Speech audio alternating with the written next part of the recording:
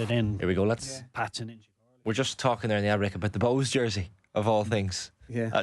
So there's the Bob Marley one, the Dublin bus, the Fontaines DC. Fontaine. I'm obviously missing a couple, but obviously the new one. Aslan. Do you have an Aslan jersey?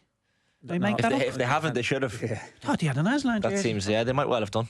I'll look that up for you, Keith. I think there may well be. Pure fiction, is there? There is one, yeah. There's an article here about an Aslan jersey, yeah. But the Oasis jersey, your thoughts on that one's a nice. Yeah, it's a nice jersey. It's a good ploy as well to sell jerseys. You know, if you put Oasis on, especially with them coming over. Sorry, by the way, it's Owen Heary is with us. I didn't even bother introducing you. We were that busy talking about Bohs jersey. What was it? But it's a good ploy by the club. You know, again, they're producing jerseys, they're selling them. They're as Keith just said, we were talking off air there, where it's worldwide. If you're an Oasis fan, it's something that you'd like to get your hands on. So it's a good ploy by the club.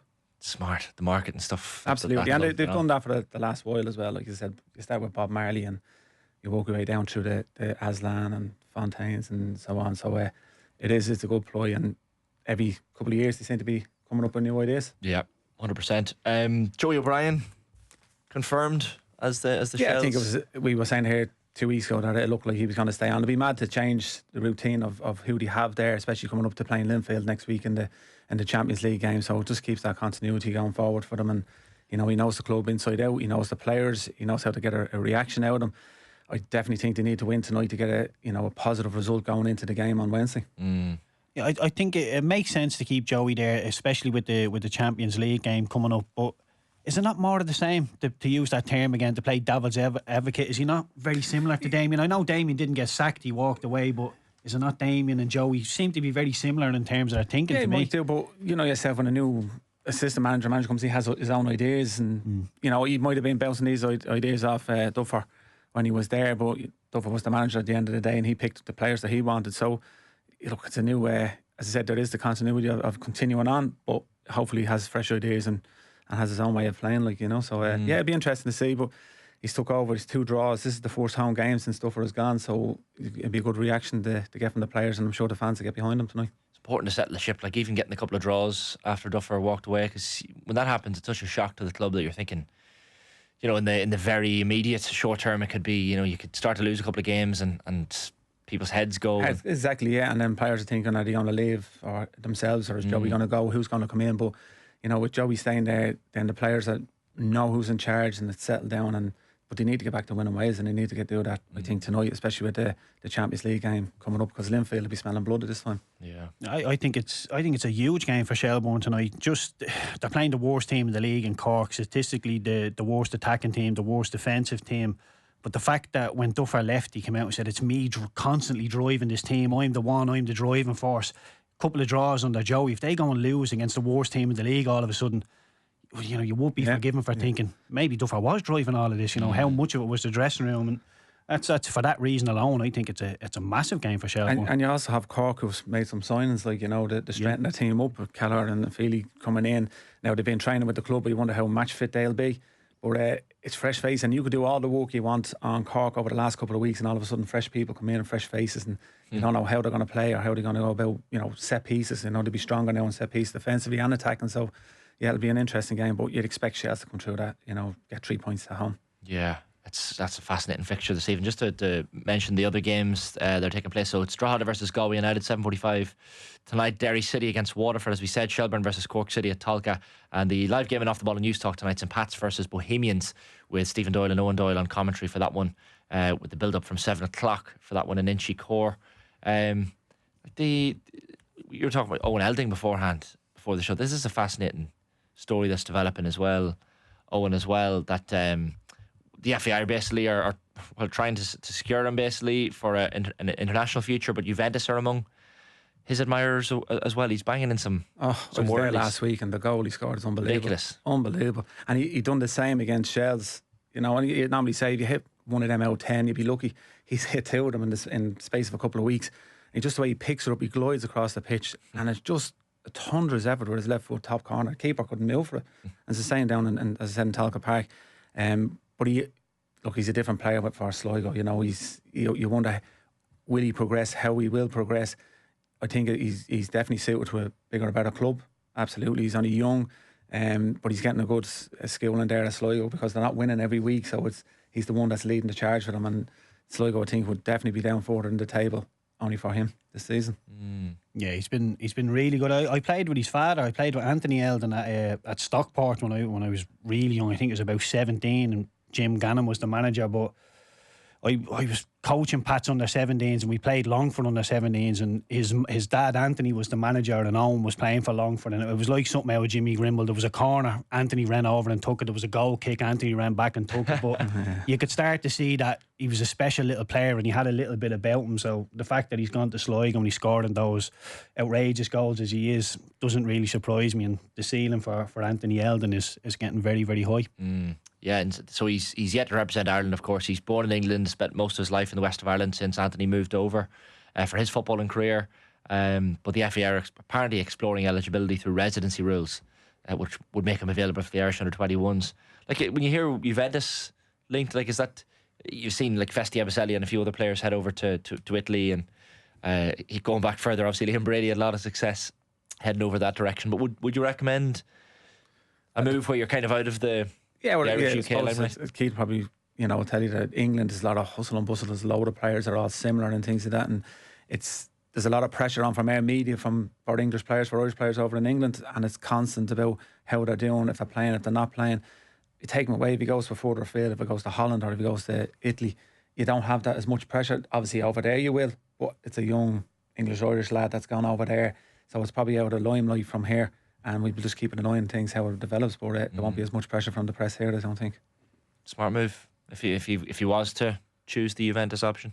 Yeah, I think why not? We've seen other players. My mind goes to Troy Parrott straight away. Was struggling a little bit, went to the continent, started scoring goals, and in an Ireland jersey, all of a sudden looks like he has that a little bit more confidence. So, yeah, why not? His dad has been around the block. His dad has been a professional footballer. Will know everything. Will know the pitfalls that could lay ahead for him. So he'll be steered in the right direction. And wherever club he goes to, it's just about getting more game time, because I think even Sligo will probably resign themselves to the fact that he will leave the club at some point. He's a bright future ahead of him, definitely. Yeah. The Lisa Mousse experiment. Yeah, it didn't work out for Bohs. Yeah, I think we knew that. Like, even Alan's come out and said he just didn't get fit, and we mentioned that months ago on here, that how he's not fit at this stage, what is he doing, how is he eating and things like that. Obviously he didn't get fit, so he wasn't going to play, and then he had niggly injuries that he kept picking up, so probably set him back a lot of the time.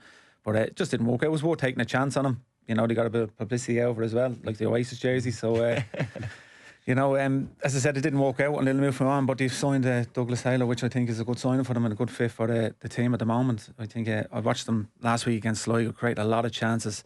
Unfortunately didn't take them, and then got a late goal and nearly nicked it at the end with Dawson Devoy hitting the crossbar. But they definitely need a striker, and I think Taylor will be a good fit for them. I think this is, I wouldn't say it's happened well, but there was at the start of the season when I seen Lisa Mousse in the Aviva up close, he is a little bit heavy. We'll give him that time to try and get fit. The fact that he wasn't really getting fit, I was thinking there's a scenario here where Bohs are 6th or 7th in the league, Lisa Mousse leaves, and it all just sort of fizzles out. The fact that they're winning games and they're absolutely flying at the minute. Over the last 15 games, they've earned 31 points. It's the same as Shamrock Rovers. They really are flying, Bohs, at the minute. The one negative I would throw at it is when they don't play well, they lose. When they play well, they win. There needs to be a world where they turn up and it's a little bit indifferent, but they still win a game of football. And that's a very basic thing to say, but how many times have we seen Shamrock Rovers be a 6 out of 10, but they find a way to win a game? I think he's done that against Waterford last week, where you think nothing's going to happen for Rovers, and then shot comes in, keeper parries it, and Gaffney comes in, taps it in, So I agree with Keith. I think if you score first against Bohs, they struggle a little bit to get into the game, to get that goal back, and when they do get it back, you wonder, can they push on to win it? And last week against Sligo was typical of that, where they go a goal down against a run of play, an unbelievable goal, and then struggle, even though they created chances, to struggle to take that one chance to get them back into the game. Scored late, as I said, through Clark, and then one chance right at the end that hit the crossbar. But especially when you're at the beating Rovers, beating them well, everyone expects us to be Sligo and keep continuing on and be on the coattails of Rovers, but then you drop them points. And I never fear when they play the top teams. It's always when they play the lesser teams. They want to put it that's when they come a cropper.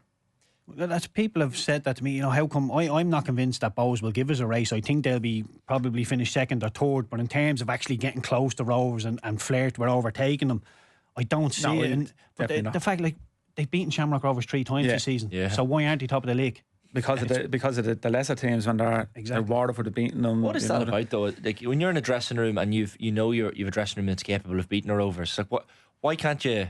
Is it because the lower teams up their game to play against the likes of? When you come to Bohs, you're obviously up your game, but I also feel that, and I've seen over the years where Bohs have had a better team than Rovers, and they end up losing those games. Yeah, you know, Rovers have had the better teams and they end up losing them games. The Rovers turn around and say, we don't mind if we lose to Bohs 4 times and win the league this year. Whereas, you know, Bohs are constantly beating Rovers over the last number of years, but it's the lesser teams where you're the team that has to break them down. You're the team that has to go, you know, and the likes of Sligo would sit back and defend rather than play open attacking football. Whereas you play the Dublin derbies, it's more open for, and it suits Bohs, I think, in that sense. I think that the Bohs press was a big weapon against Shamrock Rovers. Shamrock Rovers are the best footballing team in the League of Ireland by some way, but to try and play out at Daily Mount when that Bohs press is all over you.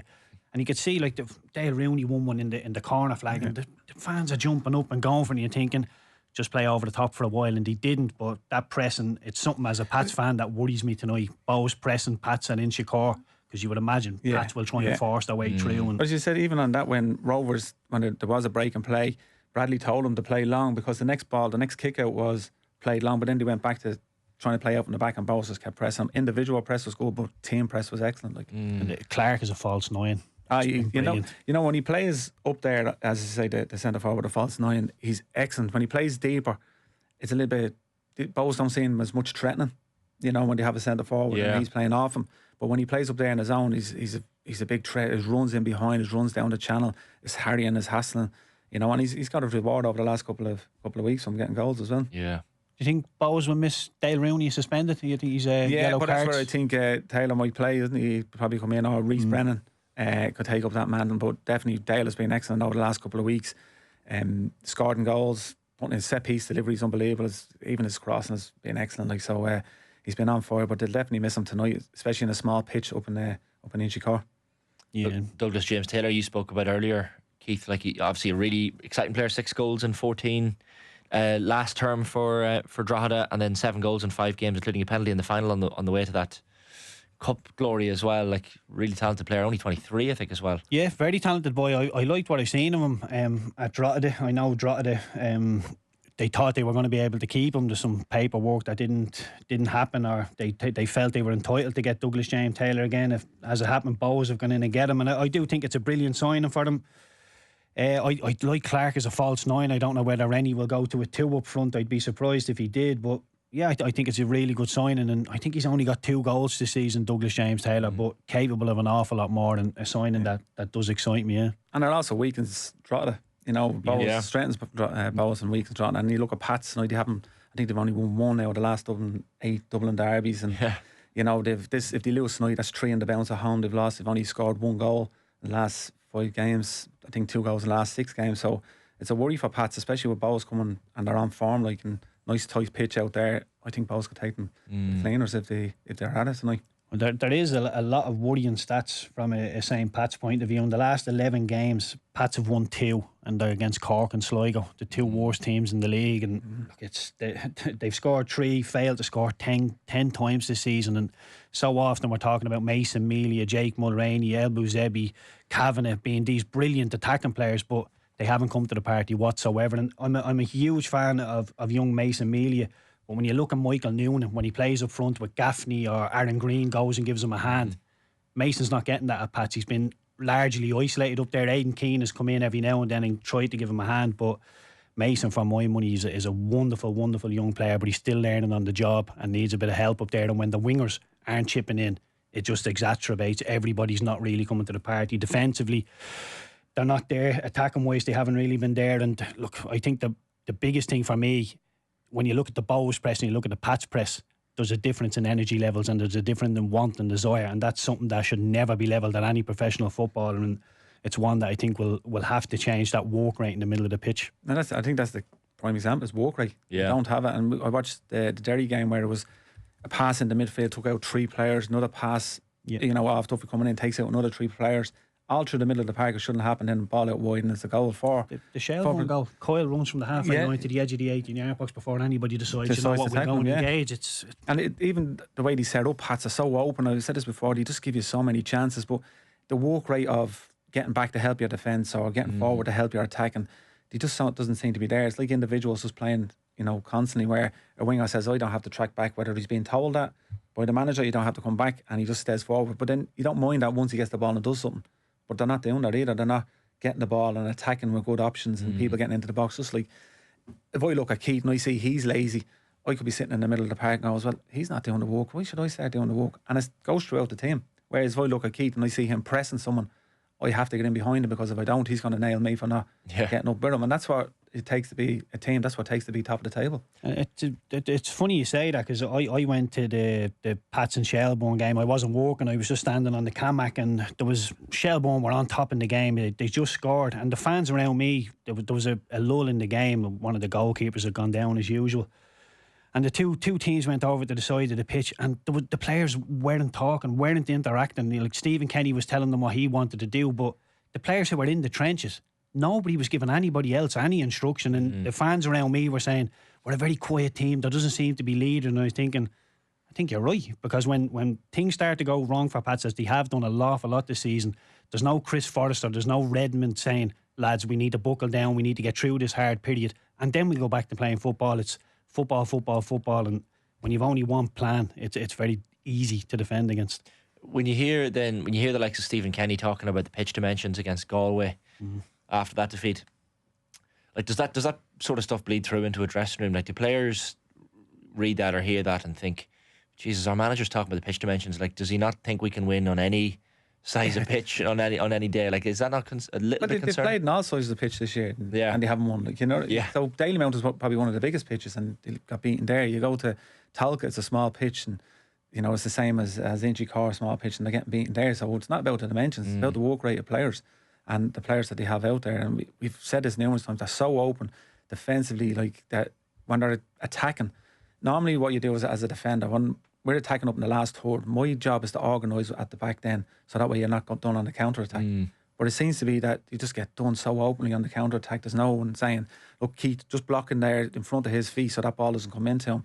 Just talking. Sometimes it might take a row in the dressing room to get things going. Not personal row, but just to, you know, have a go where I'm not doing the work right, you better start doing it, and just finger point, if you want to call it, because a teammate is a person that's going to tell you out straight in the dressing room, you're not doing it. It's not someone that's going to go behind your back and say, he's not doing it. Like, you know, you need to be out straight with players and just call them out for what it is. I take the point that the pitch at Galway is a small pitch, but if you look at the first goal that Pats conceded, the goalkeeper has I don't know whether it's a goal kick from open play or it's an actual goal kick, but he kicks it from his 18-yard box, the same Pat's 18-yard box, and the Pat's back line is on the halfway line. So if it's a small pitch, why are you pushing up it? You can't be offside from goal kicks.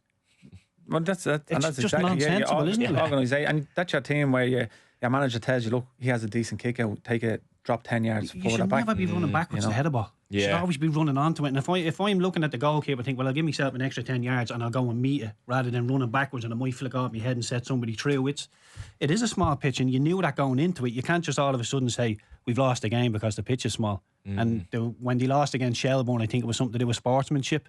They didn't put the ball out for Chris Forrester. I'm not too sure. It's worrying signs when managers are saying stuff like that. But look at the second goal against Galway, well, Anang taking the ball out on the sideline. Like, on the left wing. If it's that small of a pitch, you should have clipped it right into the corner, but puts back into the box, and then it's a corner then for the third goal after them getting back into the game. You know, so you can't just blame one incident on a pitch, like, you know, when you lost 3-1.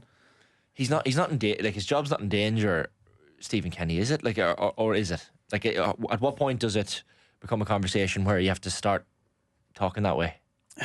Well, look, I know the fans aren't overly pleased. There was a scattering of boos at the last home game.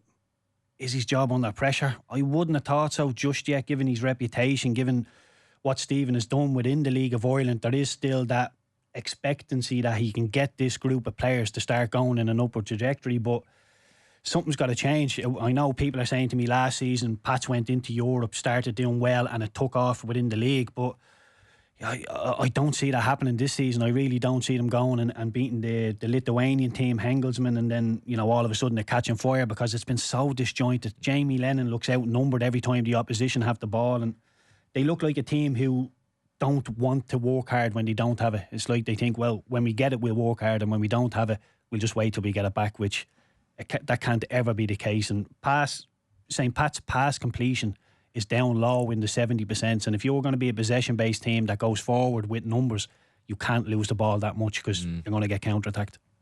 I mentioned Galway are in Drogheda tonight. Moses Dyer's departure obviously got a lot of headlines on during the week as well, so he's off to Cambodia in a big deal worth over $100,000 after a year after tax, apparently.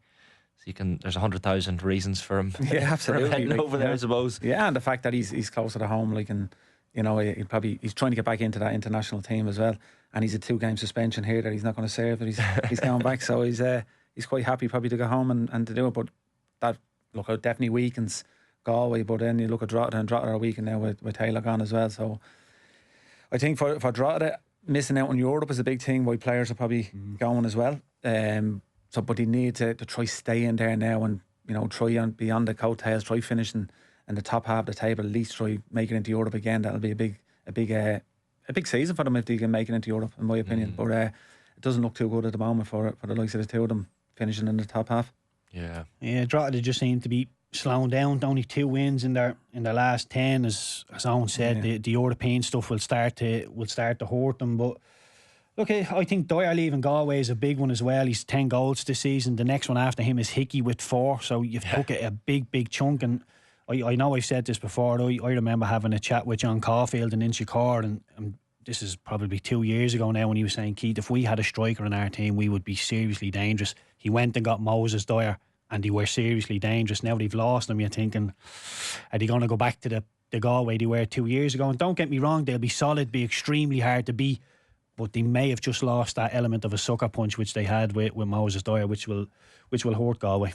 Yeah, and the likes of the teams that are playing Europe, I think it's their last league game now for a while. Like, so they go a month without another league game, which they really need to pick up the points to stay at the pace then. Yeah, one of the rules, I don't know if you saw this, it was in one of the papers, the new rule coming into effect for tonight's League of Ireland games, whereby the goalkeeper will concede a free kick if they hold the ball for more than 8 seconds. So the new rule was announced by FIFA in March, and it will be enforced in other leagues which kick off later this summer. But League of Ireland referees apparently have been briefed on the new development ahead of this weekend's action, and as well as the Irish teams competing in Europe later this month. Like, I don't know, does it change much? It's a strange one. I don't see keepers holding it that long. You know, I know the referee gives them a warning or gives them a yellow card and tells them the grammar, but I think the other one where the keeper goes on the ground pretend he's injured and the players are going over to is more time wasting than a keeper holding the ball in his hands for 8 seconds. You know what I mean? And then is it a corner to give, or is it if you hold it for 8 seconds? It's free kick. Yeah. Free kick? I don't know where the free kick is. Is that a free kick? Where is it? Outside the box? Inside the box? Where is it? You know, where's the free kick? I think it'll be a corner that you give right now from what I'm reading on it, but I just would make more sense. Yeah, I just don't understand. It just seems like they haven't got the finger on the pulse, does it? No. At all. Like, everybody is giving out about the goalkeepers going down, yet they come and say, well, if you hold it for 8 seconds, that's not the problem. Nobody's giving out about that. Yeah. It's a strange one. It really is a strange one. Like, and I don't know how it's going to work. Are they going to count, like, if a keeper catches it, do they count when the ball actually goes in his hands? You know, if he's lying on the ground and I was playing against him, I'd be holding him down for a few seconds, hoping then that he gets up, you get a corner out of it. So there's going to be a lot of, you know, who counts the 8 seconds? Is the referee, as soon as he gets it, going to be doing it, or is there a time clock on the side? Or hasn't this flip-flopped over the last couple of years? Wasn't it like a certain amount of steps the goalkeeper was allowed to take, and then it was 6 seconds, and then it went back to something else, and it's too much changing. Yeah, it's not even the problem. No. I even seen last week it was Bohs had the ball out wide, and one of the Sligo players was down. Referee blows it, but then he gives the ball back to the Sligo goalkeeper, and I'm like, well, why would you do that when Bohs had possession of the ball out wide? He just walks over and gives it to the keeper, and they seem to be doing this a lot, like, and just don't understand the rule of it, like, you know. Bizarre.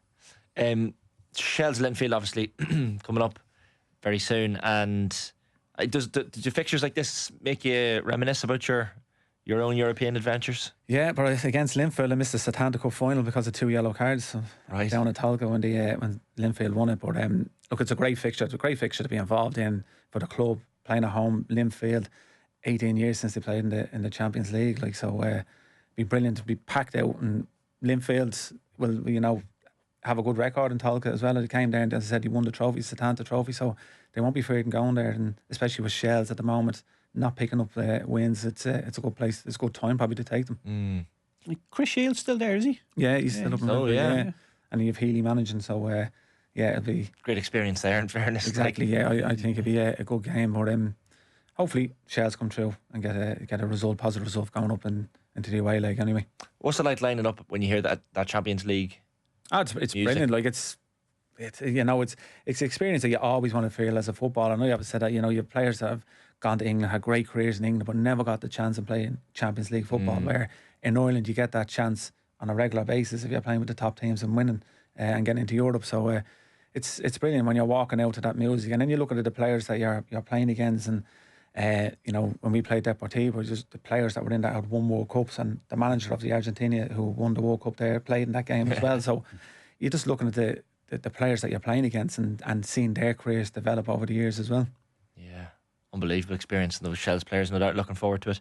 Just love to know where Damien Duff's going to watch that game, or if he's going to watch that game. Yeah, I think he will. I think he'll have a keen eye on it. You know, he'll want them to do well, and as I said, hopefully he's found a bit of love back for the game to get back involved in it, and I definitely think he'll be keeping an eye on it, and he'll probably send a text to the players to do the best they can, and hopefully he'll give them positive information about it. That first Duffer interview, I'm just I've been waiting on it. Yeah, it was like remember the Roy Keane interview? Was it with Tommy Gorman on the way home from Saipan, or when he got home from Saipan? Everyone was like waiting for Roy to speak. Yeah. It's not quite at that level, but it's still looking forward to hearing his first game after Saipan was in Talca Park. Roy's game? Yeah. Was it, yeah? Against for Man United against Shells, friendly. All right. First game back after Saipan, so there you go. So hopefully this is a good home, and it's a first game back for Shells. How was he received? Any boos? No, he was loved, absolutely loved. Yeah, the place was jam packed, and they all just wanted it. You know, Roy Keane as usual. So, and that was that was their full team that was walking out, so they absolutely loved him. Yeah. Did you play that day? I did. What was that like? Oh, it was brilliant. Couldn't get near the ball though, but it was great. It was a good Who was up front for United that day? Solskjaer, I think Van Nistelrooy, Varane played in the middle of the park. Schmeichel was there, Neville's were there, like the whole team played. Stam, you name it, they all played. Giggs played. Jesus. Yeah. Not a bad team for a pre-season friendly. No, it was Ollie Bourne, the usual, got them over. You know what I mean? And then the following, he got hard chest. Alex. Alex Ferguson loved Ollie. Yeah, for some reason he loved him. Like, he got on very well with him. So yeah, he just put the call in and got the team over. Brilliant. Unbelievable, isn't it? It's amazing. Those good friendlies. I think AC Milan and Leeds are playing in the Aviva this next month.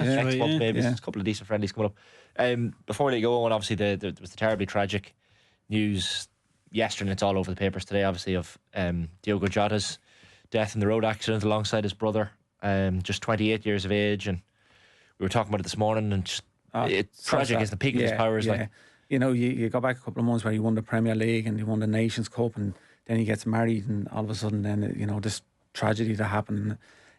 Regardless whether you follow Liverpool or don't follow Liverpool, you know, it's a big sense of loss through the football world, but also his family, like, you know, losing the two of them, like, so the brother as well, like, it's really a tragedy, and condolences goes out to the family. Yeah, terribly tragic story, and yeah, there's going to be a lot of coverage of that, and I know Liverpool, I think, are retiring the number 20 jersey as well, which is quite nice, especially after their 20th league title as well. It kind of is a nice, poignant one for them. Owen, thanks a million for coming in. Thanks very much. As always, much appreciated. Enjoy the games this evening, and don't forget, as I said, we are bringing you live League of Ireland commentary every Friday night on Off the Ball. This evening, the two Doyles, Stephen and Owen, coming to you live from Inchicore for the meeting of St Pat's and Bohs. Tune into News Talk from 7 p.m. this evening for live coverage of that game.